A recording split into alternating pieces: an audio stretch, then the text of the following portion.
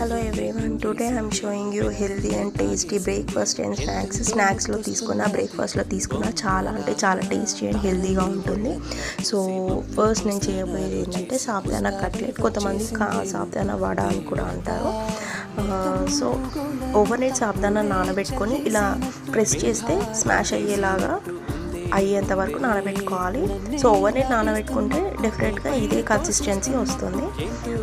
So అందులో boil చేసుకున్న potato, మంచిగా సన్నగా తురుముకున్న క్యారెట్, ఉల్లిపాయ ముక్కలు, పచ్చిమిర్చి, కరివేపాకు, సాల్ట్, కారపొడి, జింజర్ గార్లిక్ పేస్ట్, జీరా, పసుపు ఇవన్నీ వేసి మంచిగా కలుపుకోవాలి. ఆ తర్వాత ఇందులో బియ్యం పిండిని యాడ్ చేసుకోవాలి. నెక్స్ట్ ఒక ప్యాన్ తీసుకొని అది కొంచెం హీట్ అయ్యాక ఒక కవర్ పైన చిన్న చిన్న బాల్స్గా చేసుకొని కట్లెట్ లాగా వత్తుకోవాలి.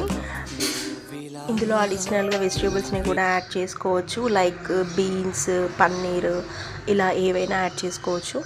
జిమ్ చేసే వాళ్ళకి, డైట్ మెయింటైన్ చేసే వాళ్ళకి అయితే పర్ఫెక్ట్ రెసిపీ అని చెప్పి ఇలా కట్లెట్ లాగా చేసుకొని ప్యాన్ పైన ఆయిల్ రాసి దానిపైన కట్లెట్స్ని వేసి మూత పెట్టుకొని ఒక 10 minutes లో ఫ్లేమ్ మీద మగ్గించుకోవాలి.